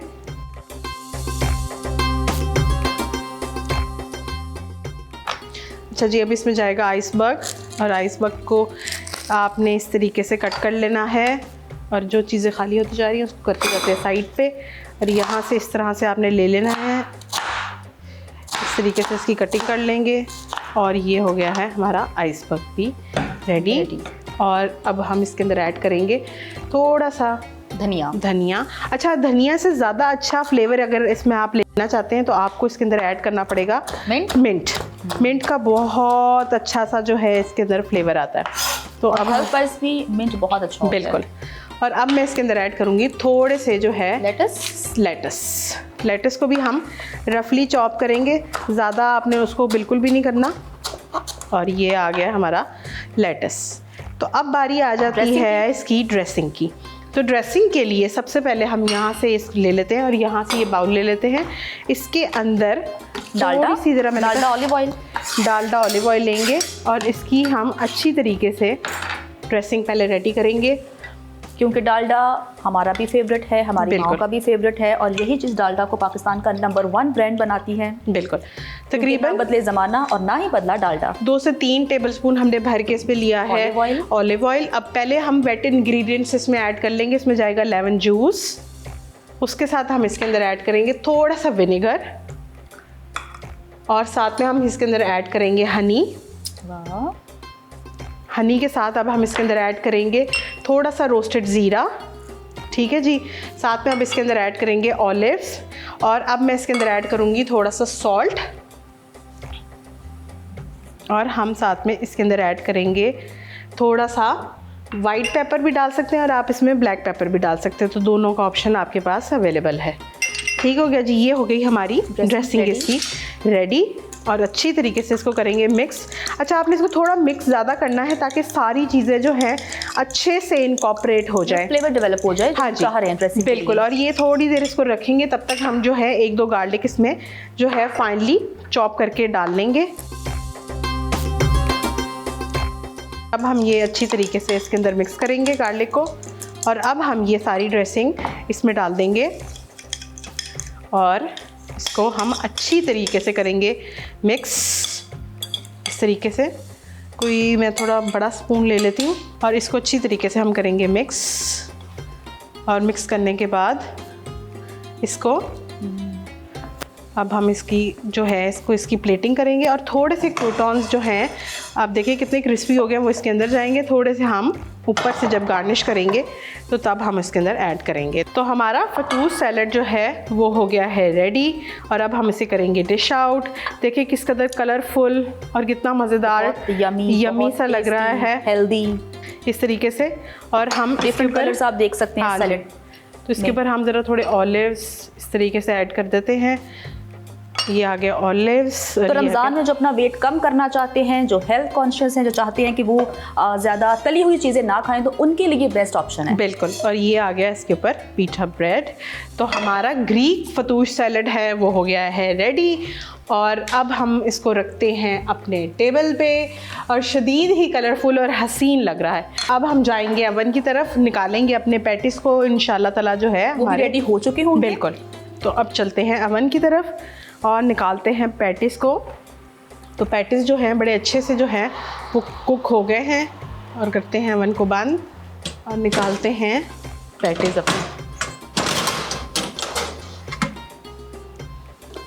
बेहतरीन हमारे पैटिस तो बहुत अच्छे लग रहे हैं। बिल्कुल। और आपने इनको थोड़ा सा रेस्ट देना है ताकि जो है आपके पैटिस वो थोड़े सेट हो जाए। लेकिन हमें क्योंकि जल्दी होती है तो हम फ़ौरन निकालते हैं, लेकिन आपने अपने घर में थोड़ा सा टाइम देना है, इनको स्टे देना है ताकि आपके पैटिस जो हैं वो इजीली जब आप उनको निकालें तो वो साथ चिपके ना। हाँ नहीं, वो अपनी शेप में होल्ड रहे।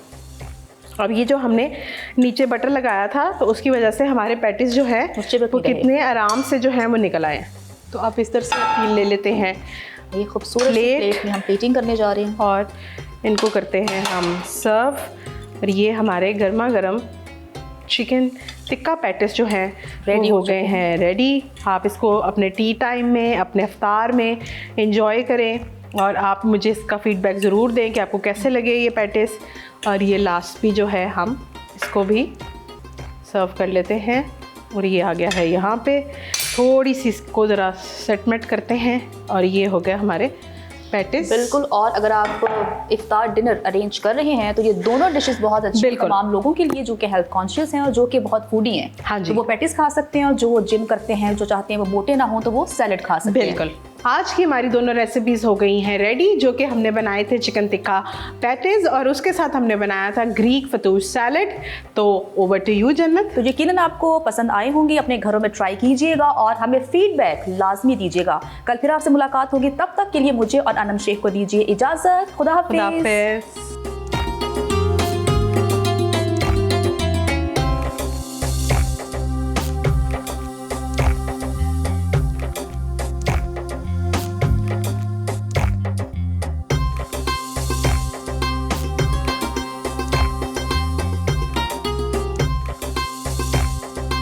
Welcome back viewers. खित्ते में ईरान, अमेरिका और इसराइल के दरमियान छिड़ने वाली जंग ने पाकिस्तान के मौशी आसाब को बुरी तरह झंझोड़ कर रख दिया है। वज़ीर-ए-आज़म शहबाज शरीफ ने इस जंगी मईशत से निपटने के लिए एक ऐसा किफ़ायतशारी प्लान पेश किया है जिसका मकसद अरबों रुपए की बचत करना है। बिल्कुल, लेकिन जहां हुकूमत इसे नागुज़ीर करार दे रही है, वहीं ऑपोजिशन इसे खोखला कहकर मुस्तरद कर रही है। ख़ास तौर पर पंजाब में स्कूलों की बंदिश और वर्क फ्रॉम होम के फ़ैसले ने बहस छेड़ दी है कि क्या ये मौशी बहरान है या कोई वबाई सूरत हाल है। इसी नाजुक मौशी सूरत हाल और आलमी मंडी में तेल की कीमतों के उतार चढ़ाव पर तबसरे के लिए हमारे साथ energy expert doctor Khalid Waleed मौजूद हैं। शुक्रिया आपके वक्त का। हुकूमत ने 14 नकाती किफ़ायतशारी प्लान दिया है, इससे कितनी बचत मुतवक्की है और पाकिस्तान के मौजूदा मुआशी मंजरनामे में आप क्या समझते हैं, इसका कितना फ़ायदा हो सकता है? जी बहुत शुक्रिया। जी देखें, आपको किफ़ायतशारी थोड़ी करनी तो है। अब अगर इसको थोड़ा सा कंटिन्यू भी कर लें तो शायद पाकिस्तान के लिए अच्छा होगा, लेकिन थोड़ा सा ये भी देखना है कि कहीं ये किफ़ायतशारी जो है और कीमतों का एकदम से बढ़ा देना, ये क्या पैनिक को तो नहीं जनरेट कर रहा होगा मुल्क की इकोनॉमी में। अगर आप अभी इंटरनेशनल मार्केट में ऑयल प्राइसेस को देखें तो वो $117 पर बैरल को छुई कल, लेकिन एकदम से वो नीचे भी आई और आज की तारीख में अभी के टाइम वो कोई $84-85 पर बैरल पे जो है वो आ गई हैं। जैसे जैसे हम देख रहे हैं कि यूएस की तरफ से जंग को ख़त्म करने की बात की जा रही है, दीगर ममालिक की तरफ से ख़ास तौर पे G7 और जो IEA कंट्रीज़ हैं उनकी तरफ से जो स्ट्रेटेजिक रिजर्व्स में उनका ऑयल पड़ा है उसको रिलीज़ करने की बात की जा रही है। तो ऑयल मार्केट जो है वो स्मूदन होती जा रही है, थोड़ा सा वहाँ पे कॉन्फिडेंस आता जा रहा है और प्राइसेस जो है वो नीचे आ रही हैं। तो अब पाकिस्तान को किस तरीके से इसको रिएक्ट करना है, कैसे वापस लेके आनी है प्राइसेस को, वो वाली हिकमत अमली जो है उस पर भी काम करना होगा। क्योंकि जब भी आप पेट्रोल की शॉर्टेज की सिनेरियोज को देखते हैं तो उसके इम्पैक्ट जो है वो हर सेक्टर पे डिफरेंटली आते हैं। ख़ास तौर पे वो लोग जिनकी रोज़ी रोटी, जिनका लाइवलीहुड जो है वो ट्रांसपोर्ट के साथ जुड़ा है, तो उन पे इम्पैक्ट्स आते हैं। तो अब हुकूमत को थोड़ा सा नॉर्मलाइजेशन की सिनेरियोज को भी अपने जहन में रखना होगा कि किस तरीके से वापस लेके आना है। और दूसरा, शायद हमें अब थोड़ा सा लॉन्ग और मीडियम टर्म में आपको स्टोरेज फैसिलिटीज़ और अल्टरनेट एनर्जी, रिन्यूएबल एनर्जी, उसकी पॉलिसीज़ की तरफ भी जाना होगा। लेकिन अगेन जैसे जैसे हालात नॉर्मल होते जाएंगे, जिस रफ्तार से प्राइसेस ऊपर गई उसी रफ्तार से ग्लोबल मार्केट में प्राइसेस नीचे भी आएंगी। लेकिन पाकिस्तान में हमने देखा है कि एक दफ़ा जब प्राइस ऊपर चली जाती है पेट्रोल की तो वो दीगर सेक्टर्स में ट्रिकल डाउन करती है, लेकिन उन सेक्टर्स में जब प्राइस नीचे आती है पेट्रोल की, पेट्रोलियम प्रोडक्ट्स की, तो बाकी सेक्टर्स में प्राइसेस उस रफ्तार से नीचे नहीं आती। तो अब हुकूमत को ये भी इंश्योर करना होगा कि जिस रफ्तार से प्राइसेस ऊपर जा रही हैं उसी रफ्तार से नीचे भी आए। बिल्कुल ठीक। डॉक्टर खालिद साहब, ऑपोजिशन का मौक़िफ़ है कि ये हेल्थ इमरजेंसी तो नहीं है बल्कि इकोनॉमिक क्राइसिस है, तो फिर ये स्कूलों की जो बंदिश है, स्कूल्स वगैरह क्यों बंद किए जा रहे हैं, वर्क फ्रॉम होम की जो तजावीज़ हैं ये क्यों की जा रही है, पेट्रोल की बचत के अलावा तालीमी नुकसान का अजाला फिर कैसे मुमकिन होगा? देखें, इस चीज़ को थोड़ा सा इस तरह से समझें कि जो क्राइसिस है वो अनप्रिडिक्टेबल है। अगर ये वाली वॉर लॉन्ग टर्म में चलती है, कोई 1 महीना 2 महीने चलती है, तो उसके जो असरात हैं वो मुल्की मैशियत पे ज़्यादा आएंगे अगर आप बचत नहीं करते। पाकिस्तान चूँकि एक ऑयल इम्पोर्टिंग कंट्री है और ज़्यादा ऑयल जो है अराउंड 60 to 70% वो आबनाए हुर्मुज़ से ही आता है। RLNG भी आबनाए हुर्मुज़ से ही आती है। तो पाकिस्तान को इस तरह के मेजर्स जो हैं वो लेने पड़ेंगे, तब जाके आप थोड़ी सी मार्केट में जो सर्टेनिटी है वो लेके आ सकते हैं। लेकिन जैसे जैसे हालात ठीक होते जा रहे हैं, नॉर्मलाइजेशन की तरफ आ रहे हैं, हुकूमत को अगेन एक नॉर्मलाइजेशन का सिनेरियो जो है वो भी रखना है। अपोजिशन की बात भी ठीक है कि अगर एकदम से आप इतना पैनिक हो के विदाउट गिविंग इंसेंटिव्स या रिलीफ टू वो लोग जो डायरेक्टली इससे इफेक्ट हो रहे हैं, तो फिर पैनिक क्रिएट होगा मार्केट में। यहाँ पे शायद KPK गवर्नमेंट की तारीफ भी बनती है कि उन्होंने साथ में एक रिलीफ पैकेज भी अनाउंस किया, खास तौर पे 2 व्हीलर्स के लिए, मोटरसाइकिल सवारों के लिए। तो इस तरह के मेजर्स अगर आप साथ में इंसेंटिव्स के साथ लेते हैं तो वो शायद ज़्यादा अच्छा होता है। उससे मार्केट में जो सर्टेनिटी है, कॉन्फिडेंस है लोगों में ज़्यादा रहता है और वो लोग उस चीज़ को फॉलो भी करते हैं। तो रही बात आपकी एजुकेशन की, हम काफ़ी ट्रेंड हो चुके हैं कोविड के बाद ऑनलाइन मोड में जाने से, तो वो चीज़ें शायद साथ साथ चलती रहेंगी। लेकिन अभी हुकूमत को ये डिसाइड करना है कि कैसे बैलेंसिंग एक्ट के साथ साथ जो तेज़ी से बदलती सूरत हाल है उसके साथ मईशत को कैसे लिंक करके एक मौसर और जामे पॉलिसी के तहत चलना चाहिए। अच्छा खालिद साहब, हुकूमत ने इस बहरान में भी गरीब आवाम से रेवेन्यू निकालने के लिए तेल की कीमतें बढ़ा दी। आपको क्या लगता है कि हुकूमत के पास आवाम को रिलीफ देने के लिए क्या क्या ऑप्शंस थे जो इस्तेमाल नहीं किए गए? देखिए, हुकूमत को IMF के साथ स्ट्रांग फुटिंग्स पे निगोशिएट करना चाहिए था, ख़ास तौर पे जब एक एक्सटर्नल शॉक की वजह से आपका जो मुल्क की मईशत है वो ख़राब हो रही है। तो शायद हमें पेट्रोलियम लेवी का जो रेवेन्यू था, पेट्रोलियम लेवी की जो कंपोजिशन है उसको कम करके थोड़ा सा रिलीफ लोगों पे ट्रांसफ़र करना चाहिए था। लेकिन हुकूमत ने उस चीज़ को नहीं किया, क्योंकि उस टाइम पे प्लानर्स के माइंड में ये था कि ये शायद जंग ज़्यादा अरसे के लिए चलेगी, जो कि अभी भी ख़तरात मौजूद हैं।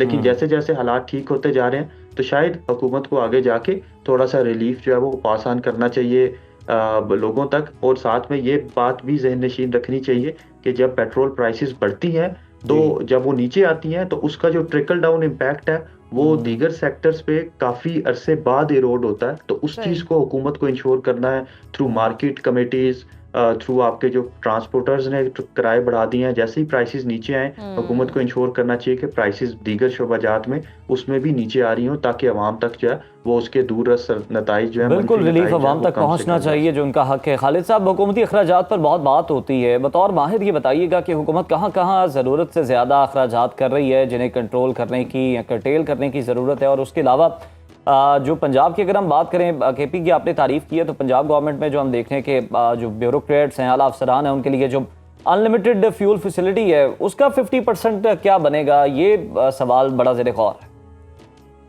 जी देखें, ये जो ऑस्टेरिटी मेजर्स लिए गए हैं शायद इनको कंटिन्यू रहना चाहिए। ख़ास तौर पे आपके जो ब्यूरोक्रेसी के और हुकूमत के मामलात हैं वो काफ़ी ख़राब थे। आपकी जो expenditure side of the equation है, आपने रेवेन्यू पे तो हमेशा हमारा फोकस रहा है कि टैक्स किस तरह से कलेक्ट करना है, लेकिन जिस तरह से टैक्स जितनी बेरहमी से हम लोग खर्च करते हैं उसको शायद ठीक करने की ज़रूरत है।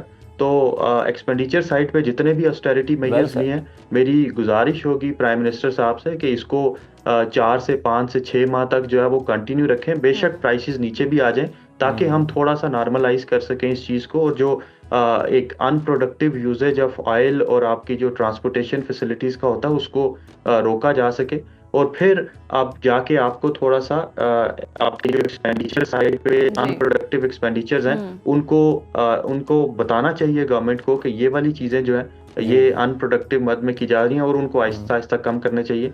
आपका जो ऑयल सेक्टर, ऑयल की कंजम्पशन है वो बहुत ज़्यादा है, आपकी इलेक्ट्रिसिटी की कंजम्पशन जो है वो बहुत ज़्यादा है आपके ऑफिसेज में, तो उस चीज़ को कर्टेल करना चाहिए। तो इस चीज़ को आपको थोड़ा सा लॉन्ग टर्म में लेके जाना चाहिए। लॉन्ग टर्म में लेके जाना चाहिए, सही।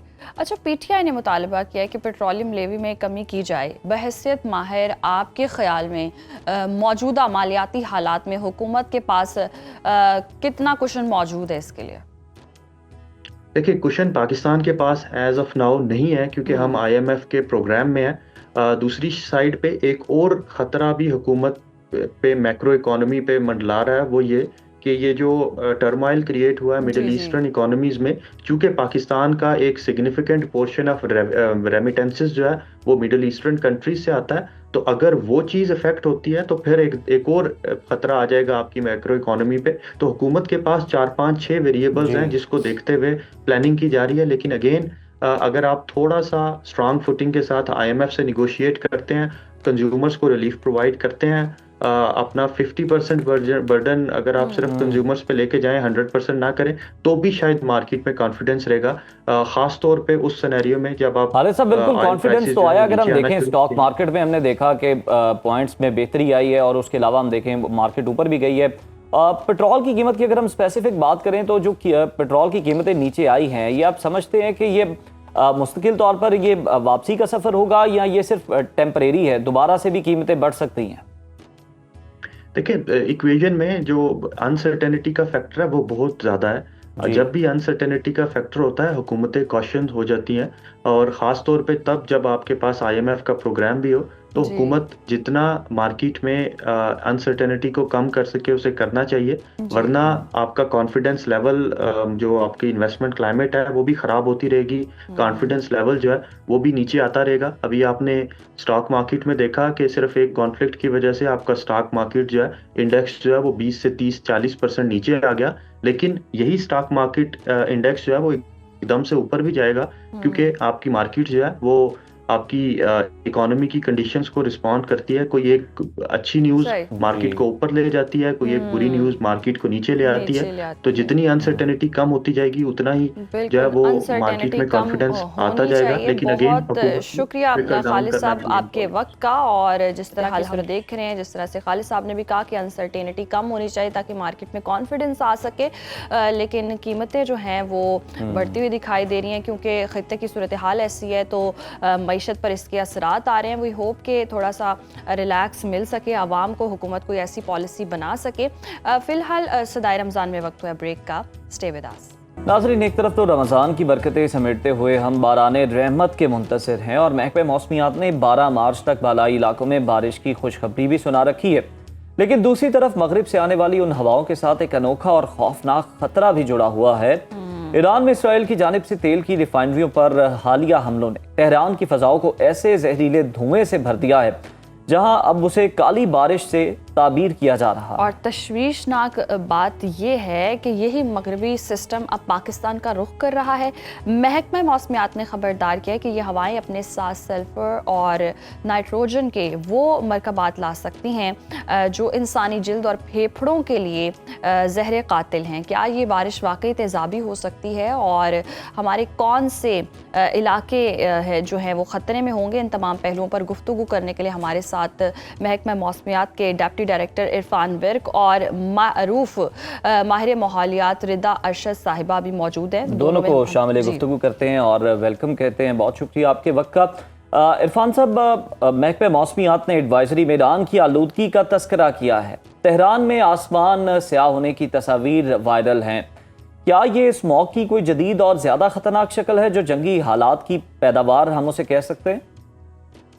देखिए, अभी जो है ना, एक जो मगरबी हवाओं का सिलसिला है, ये पाकिस्तान के बलाई इलाकों में बारिश अभी भी कर रहा है। मुख्तलिफ इलाकों में बारिश हुई है, और इस बारिश में कोई ऐसी चीज़ नज़र नहीं आई। और जो पाकिस्तान के ताहम जो मगरबी इलाके होंगे, वहाँ पर जो होगी वो थोड़ी सारी पोल्यूशन के जो एलिमेंट्स हैं, जैसे कि उसकी वजह से वो हो सकते हैं। अदरवाइज जो है बहुत ज़्यादा जो हमारे जो मशरकी इलाके हैं उनको कोई ऐसा मसला नहीं है, लेकिन मगरबी इलाकों में भी एक महदूद इलाके तक होगा, और इसमें कोई इतनी ज़्यादा जो है ना वो कैफियत ऐसी नहीं है। सही, ऐसी कैफियत नहीं है। अच्छा इरफान साहब, साथ ही मौजूद रहिएगा। रिदा, आपकी जानिब आऊँगी। साइंसी तौर पर ये जहरीले ज़रात हवा के साथ कितनी मुसाफत तय कर सकते हैं, और पाकिस्तान के कौन कौन से इलाके इन जहरीले मादों से मुतासर हो सकते हैं? आपके पास इस हवाले से क्या इन्फॉर्मेशन है? जी, ये जो एसिडिक रेन है जो कि हम देख रहे हैं कि बहुत सारी ख़बरों में है कि ईरान में हुई भी है और पाकिस्तान की तरफ ट्रैवल भी कर सकती है। उसका ये है कि पाकिस्तान तेहरान में जहाँ पर मेजर जो ऑयल स्टोरेजेस थी जिनको अटैक किया गया वो तेहरान में है, तो वो नॉर्थ वेस्ट की तरफ है, जिसका मतलब है कि पहले पाकिस्तान से पहले अफ़गानिस्तान से अफेक्ट होगा, उसके बाद पाकिस्तान की तरफ ही आएंगे। और अगर पाकिस्तान अफेक्ट होगा भी तो वो ज़्यादा हमारा बलूचिस्तान का बॉर्डर का हिस्सा अफेक्ट होगा।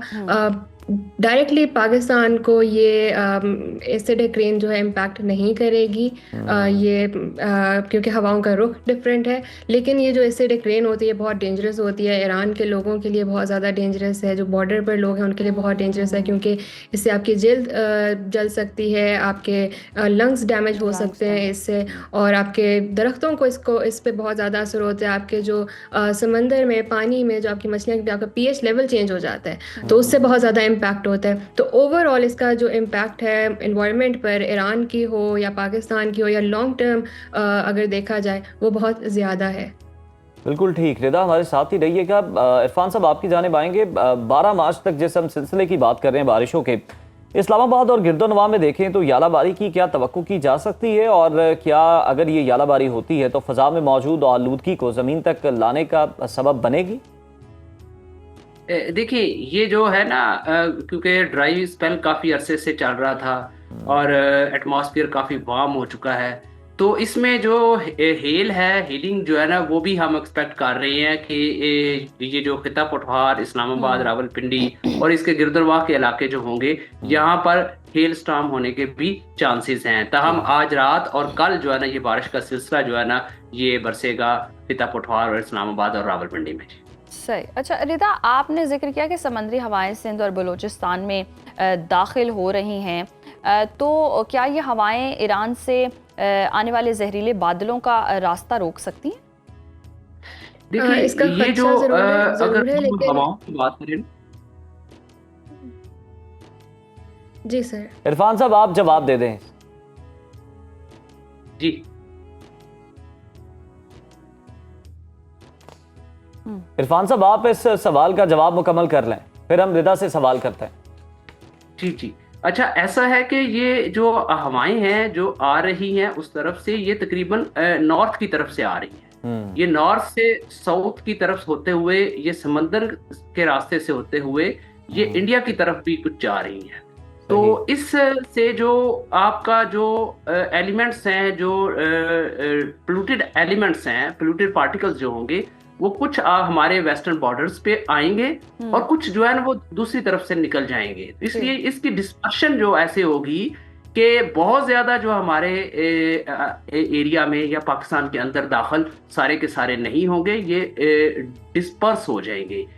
इसलिए हमने ये कहा है कि जो वेस्टर्न बॉर्डर्स होंगे वहां पर तो इम्पैक्ट थोड़ा बहुत हो सकता है, बहुत ज्यादा नहीं होगा, काफी हद तक डिसिपेट भी हो गई हैं चीजें। तो अलगरज ये जो मगरबी हवाओं का सिलसिला है, ये हमारे जो शुमाली इलाका जाते हैं, अभी भी इसने दीर, स्वात और चित्राल के इलाकों में जो बारिश की है, वो नॉर्मल बारिश जो पहले बारिश हुआ करती है, उसमें कोई ऐसी हमें कोई ऐसी चीज नहीं मिली, रिपोर्ट्स नहीं आई ऐसी कि कोई डिफरेंट कोई चीज बारिश हो रही है। तो अभी भी जो है ना वो बारिश चल रही है, तो इसमें कोई ऐसी चीज नजर नहीं आई।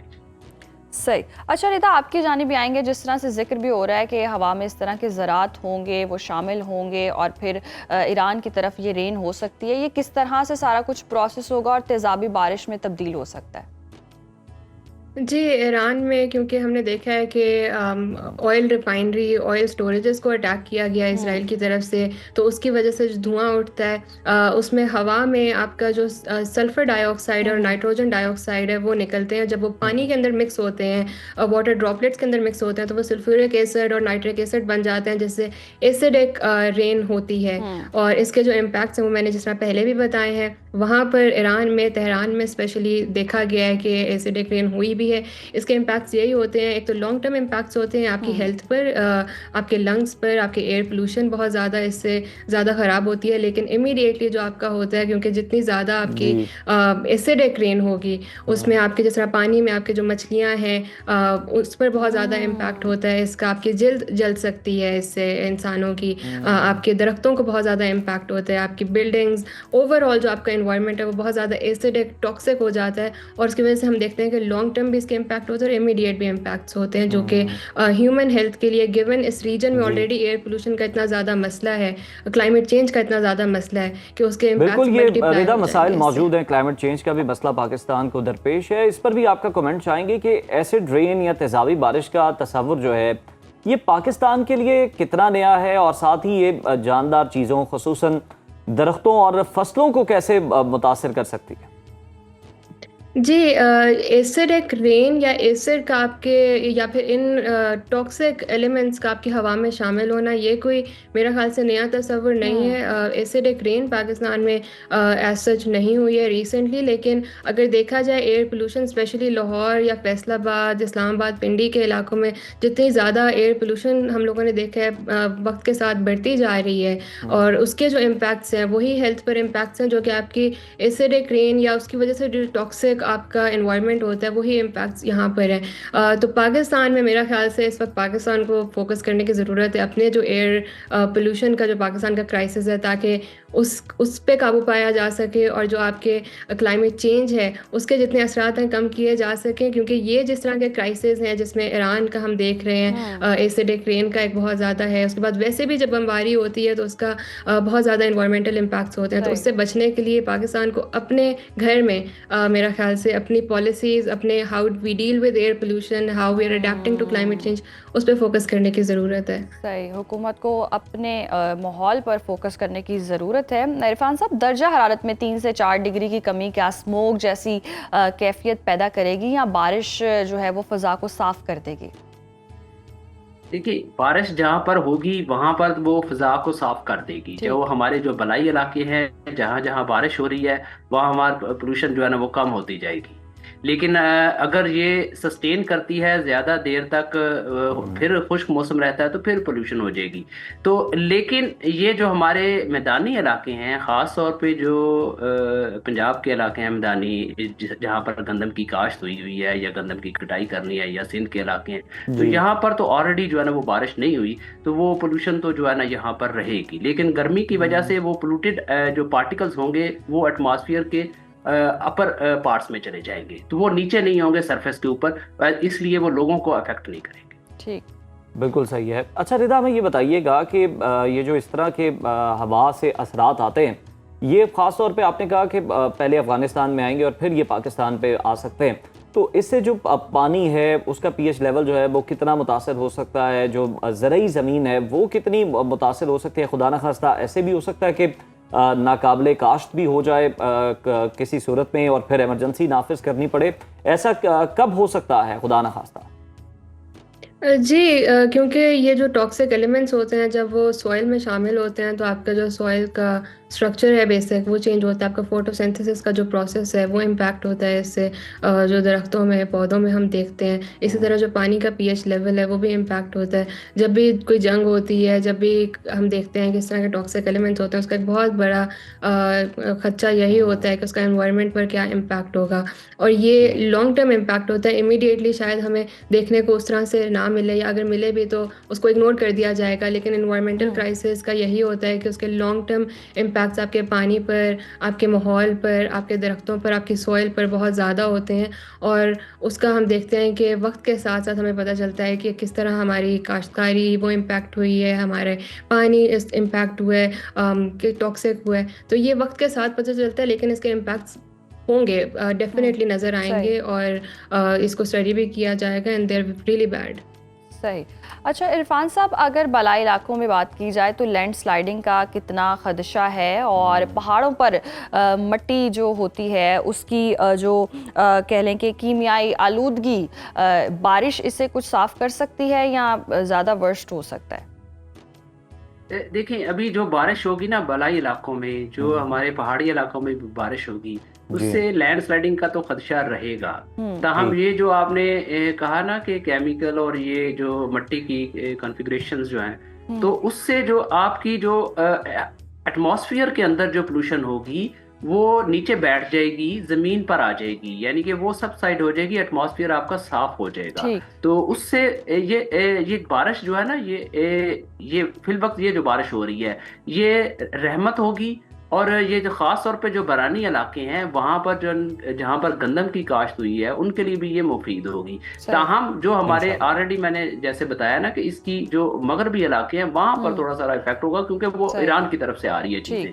लेकिन ये जो हमारा जो मगरबी हवाओं का सिलसिला है उसकी कॉन्फ़िगरेशन ऐसे होती है कि मॉइस्चर इसको अरेबियन सी से मिलता है। बेसिकली ये कुछ विंड्स हमारी जो हवाएं होती हैं ये अरेबियन सी से जब इसमें इनकॉर्पोरेट होती हैं तो वो सारी की सारी मगरब से नहीं आ रही होती, कुछ साउथ से आ रही होती है। इसलिए इसका जो कंपोनेंट है वो एलिमेंट ये है कि ये बारिश करेगा और एटमॉस्फेयर को साफ कर। चलें, ये तो बहुत बेहतर है कि बारिश होगी और माहौल साफ़ हो जाएगा। बहुत शुक्रिया इरफान साहब और रिदा हमारे साथ मौजूद थी। आप दोनों मेहमानों का बहुत शुक्रिया। और जिस देख रहे हैं कि इन्वायरमेंटल चेंजेस आ रहे हैं और ज़्यादा इफ़ेक्ट ईरान की तरफ देखा जा रहा है और ये तेज़ाबी बारिश के बहुत सारे नुकसानात हैं। ज़मीन अगर हम देखें वो ख़राब हो सकती है, सरफेस पहाड़ों पर मट्टी जो है उसकी साख्त मुतासर हो सकती है, पानी सबसे ज़्यादा मुतासर हो सकता है और इंसानों की जिल्द और फेफड़ों पर जी इसका बहुत इफेक्ट हो सकता है। तो अल्लाह महफूज ही रखे इस तरह की आफात से।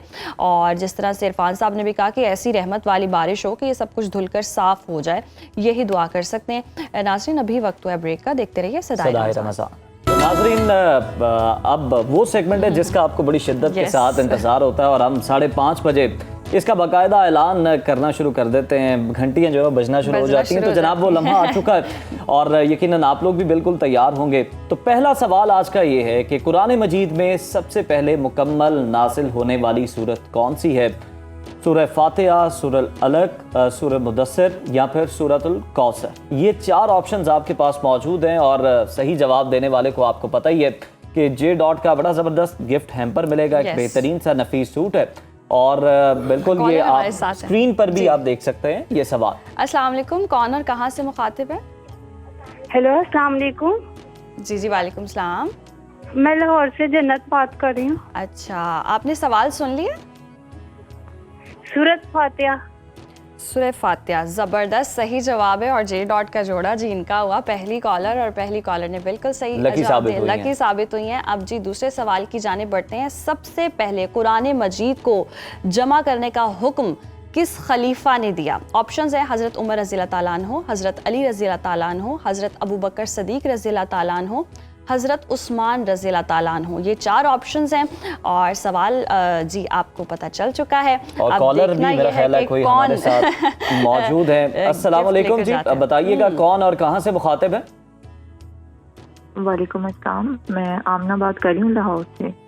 अच्छा आमना, आप सवाल अगर सुन चुकी हैं तो फिर हमें बताइए दुरुस्त जवाब क्या अगर आपको मालूम है तो। इसका आंसर है हज़रत अबू बकर सदीक। ज़बरदस्त, बिल्कुल ठीक है, सही जवाब है आमना आपका। ले जी दूसरी भी जो हमारी कॉलर हैं वो भी लकी साबित हुई हैं और गिफ्ट जनाब वो हासिल करने की हकदार करार पाई हैं। तीसरे सवाल की तरफ चलते हैं। हज़रत मोहम्मद सल्लल्लाहु अलैहि वसल्लम पर पहली वही किस फरिश्ते के ज़रिए नाजिल हुई? हज़रत मिकाईल अलैहिस्सलाम, हज़रत इसराफील अलैहिस्सलाम, हज़रत जिब्राईल अलैहिस्सलाम या फिर ऑप्शन डी आपके पास है हज़रत इज़राइल अलैहिस्सलाम। ये 4 ऑप्शंस आपके पास मौजूद हैं और देखते हैं हम कॉलर हमारे साथ कौन है। जी अस्सलाम वालेकुम, कौन और कहाँ से मुखातिब हैं? वालेकुम सलाम, अहमद जुमरा से। जी जी, अच्छा अगर आपने सवाल सुन लिया तो जवाब बता दें प्लीज़। मैम इसका जवाब है हज़रत जिब्राईल अलैहिस्सलाम। ज़बरदस्त भाई, सारे कॉलर्स माशाल्लाह से लकी साबित हो रहे हैं और सब एक्यूरेट जवाब दे रहे हैं। J.Dot का जोड़ा जी आपका हुआ। अब हम चलते हैं अगले सवाल की जानिब और ये सवाल है जी, जंग ओहद में कितने मुसलमान शहीद हुए? ऑप्शंस है 50, 60, 70 और 90। ये 4 ऑप्शंस हम आपको बता रहे हैं। सवाल आपके सामने है और देखते हैं कि जी कौन लकी साबित होता है और J.Dot का जोड़ा जो है उसके नसीब में होता है। तो आई थिंक कॉलर है। अस्सलाम वालेकुम जी, कौन और कहाँ से मुखातिब हैं? जी मैं आदिल जुबान गल कर रहे हैं खुड़िया वाला तो जी। अच्छा आदिल, हमें बताएं कि सवाल आपने सुन लिया कि जंगे ओहद में कितने मुसलमान जो हैं वो शहीद हुए थे, दुरुस्त जवाब मालूम है आपको? जी जी मैं सुन लिया जी। जवाब होता है 70 मुसलमान। ले जी, आपका जवाब भी जो है वो दुरुस्त साबित हुआ और एक और कॉलर जो है जनाब इनाम के हकदार करार पाएं। अब आखिरी सवाल है महम, और देखते हैं कि ये आखिरी सवाल जो है इसका कौन दुरुस्त जवाब देता है और गिफ्ट जीतता है। आखिरी सवाल है जी, फतह मक्का किस रमज़ानुल मुबारक को पेश आया? ऑप्शंस हैं 20, 23, 27 और 25। ये 4 ऑप्शंस आपके पास मौजूद हैं। स्क्रीन पर भी आप सवाल देख सकते हैं और जो सही जवाब देगा उसको मिलेगा J.Dot का ड्रेस। तो देखते हैं लकी विनर कौन हो सकता है। कॉलर भी हमारे साथ हैं। अस्सलाम वालेकुम, कौन और कहाँ से मुखातिब है?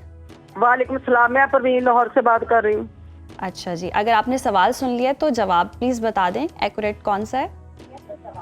प्लीज आप मुझे गिफ्ट दे दें, मैं आपको जवाब देती। मैं बड़े महीना पूरे से कॉल आपको कर रही, मेरी कॉल नहीं मिल रही।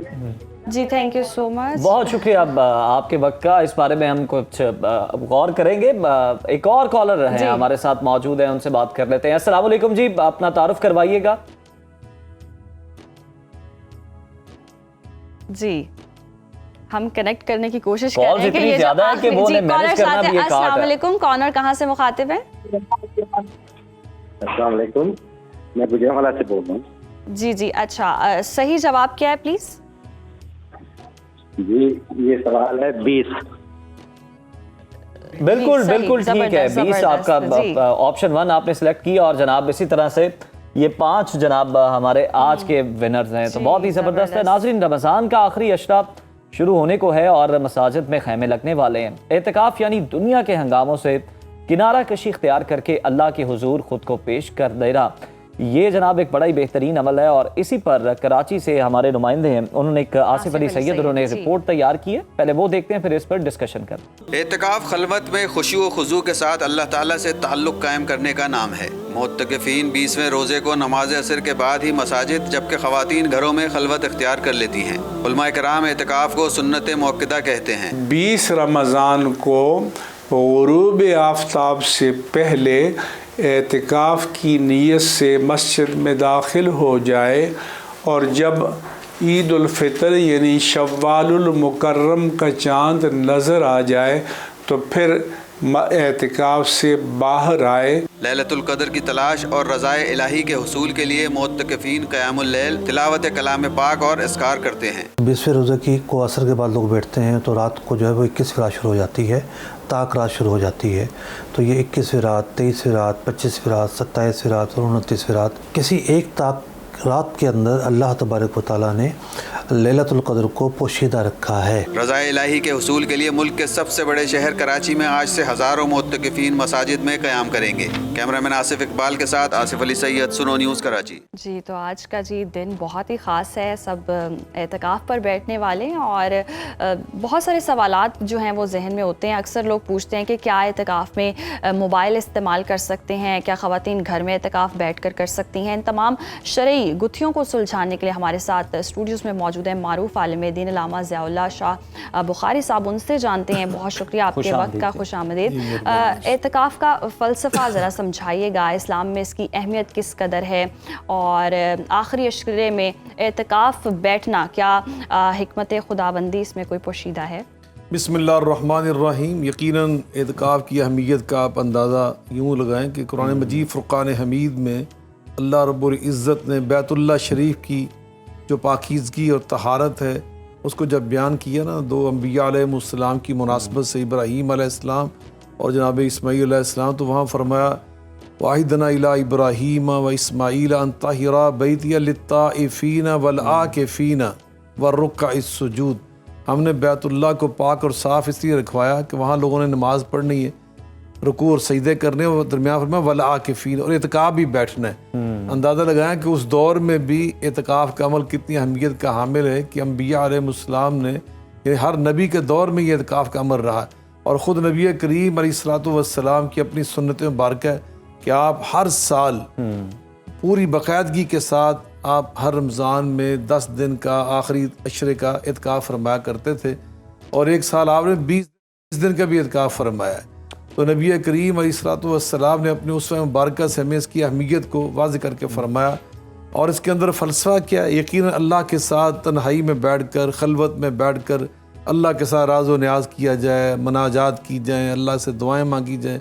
और नबी करीम अलैहिस्सलाम ने फरमाया कि मन क़ाम लैलतुल क़द्री ईमानन व इहतिसाबा गुफ़िर लहू मा तक़द्दम मिन ज़म्बिही, कि जो आखिरी अशरा होता है इत्काफ़ वाला, इसके अंदर जो क़याम करता है ना बंदा, तो फरमाया नबी करीम अलैहिस्सलाम ने इसकी जो अता कराते हैं ख़ास तौर पे, उनकी बहुत ज़्यादा अहमियत है।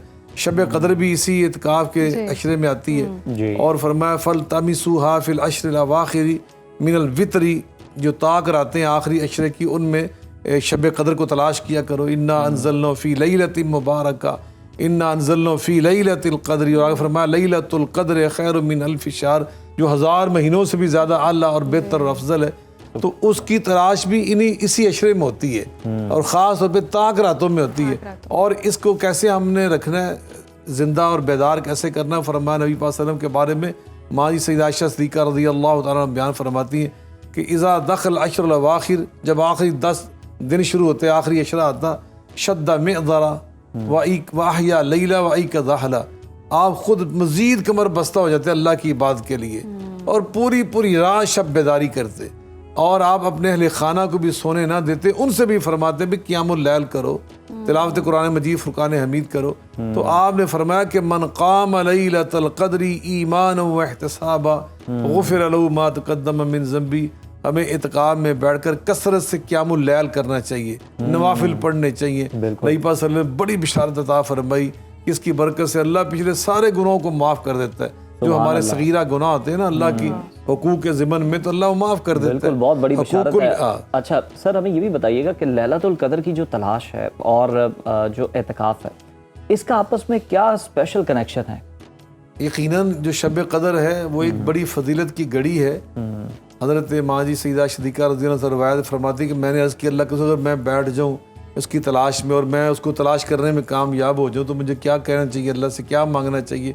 तो आप फरमाया कि कूली अल्लाहुम्मा इन्नका अफ़ुव्वुन तुहिब्बुल अफ़्व फ़अफ़ु अन्नी, या अल्लाह माफ़ कर देने वाले, माफ़ी को पसंद करने वाले, मुझे भी माफ़ फरमा दें। तो ये चूँकि बड़ी एक अज़मत वाली चीज़ है, उसका हुसूल वो कबूलियत की घड़ियाँ होती हैं। अल्लाह से हम जो मांगते हैं अल्लाह ताला अता कर देता है। तो यकीन एतकाफ़ में हमें वो माहौल मिल जाता है, एतकाफ़ में हमें वो तन्हाई मिल जाती है कि जब इंसान दुनियादारी से कट कर, सारे रिश्तों से थोड़ा कुछ अलग होकर, और कारोबार के जो मसरूफियात हैं उनसे ज़रा अलग होकर अल्लाह की बारगाह में बैठ जाता। नबी पाक सल्लल्लाहु अलैहि वसल्लम फरमाते हैं कि सबअतुन युज़िल्लुहुमुल्लाहु फ़ी ज़िल्लिही यौमा ला ज़िल्ला इल्ला ज़िल्लुहु, कि 7 किस्म के ऐसे लोग हैं जिन्हें अल्लाह अर्श अज़ीम का साया अता फरमाएगा और अपनी मेहमान नवाजी में बिठाएगा। उनमें फरमाया वर्रजुलुन ज़करल्लाह खालियन फ़फ़ाज़त ऐना, जो बंदा तन्हाई में बैठकर, खलवत में बैठकर अल्लाह का जिक्र करता है, अल्लाह को याद करता है, और उसकी आंखों से आंसू आ जाते हैं, अल्लाह उस पर अर्श अज़ीम का साया वाजिब फरमा देता है। तो एतकाफ़ में चूँकि हमें तन्हाई मिलती है, खलवत मिलती है, बस सोहबत व माजिदी, अल्लाह रब्बुल इज़्ज़त, अल्लाह माजिद की हमें सोहबत मिलती है, हमशीनी मिलती, तो वहाँ बैठ के हमें अल्लाह के साथ मुनाजात करनी चाहिए, अपनी हाजात पेश करनी चाहिए, अपने सवालात अल्लाह के सामने अर्ज़ करने चाहिए। जी अच्छा अलामा साहब, जदीद दौर है और एक मोतकिफ़ एतकाफ़ के दौरान अपने कारोबार के सिलसिले में या मुलाजमत से मुताल्लिक़ कोई फ़ोन पर ज़रूरी हिदायत देनी हो और फ़ोन इस्तेमाल करना मजबूरी बन जाए तो कर सकता है? देखिए, जहाँ तक ताल्लुक़ है कि अपने किसी रिश्तेदार के साथ और कोई ज़रूरी बात करने के लिए, ये तो नबी पाक सल्लल्लाहु अलैहि वसल्लम की सुन्नत मुबारक है जी। आप एतकाफ़ में तशरीफ़ फरमा थे और हज़रत सफ़िया उम्मुल मोमिनीन रज़ियल्लाहु ताला अन्हा आपको मिलने के लिए एतकाफ़ गाह में तशरीफ़ लाई, और आप उनको छोड़ने फिर मस्जिद नबवी के स्यान पूरा क्रॉस करके दरवाजे तक गए, उनको छोड़ कर गए। तो ये नबी पाक की सुन्नत मुबारक में साबित है कि बवक्त ज़रूरत आप कर सकते हैं। लेकिन अगर आप का एतकाफ़ और आपकी दुकान पर बैठना, दफ्तर में बैठना वो यकसा ही है जी, तो फिर हमें एतकाफ़ नहीं बैठना चाहिए, हमें अपनी दुकान पे बैठना चाहिए। एतकाफ़ तो मांगता है खलवत, इत्काफ़ मांगता है तन्हाई के फुर्सत के लम्हात, कि आप कुछ दुनियादारी से अलग होकर अल्लाह के साथ वक्त निकाल के बैठ ही गए हैं तो फिर मुकम्मल तौर पर अपनी दुनियावी मसरूफियात को कुर्बान करें ना, अल्लाह ताला की कुर्बत हासिल करने। अलावा साहब, कुछ अगर कोई इस तरह की बस्ती हो या कोई मोहल्ला हो जहाँ से कोई भी शख्स एतकाफ़ पे नहीं बैठता, इस तरह की सूरत हाल होती है, तो उस बस्ती वालों के लिए, उस मोहल्ले वालों के लिए, उस इलाके वालों के लिए क्या अहकामात है? देखिए, ये फ़र्ज़ नहीं है एतकाफ़ बैठना, ये सुन्नत है नबी पाक सल्लल्लाहु अलैहि वसल्लम की, एक बहुत महबूब अमल है, एक बहुत पाकीज़ा अमल है, करना चाहिए।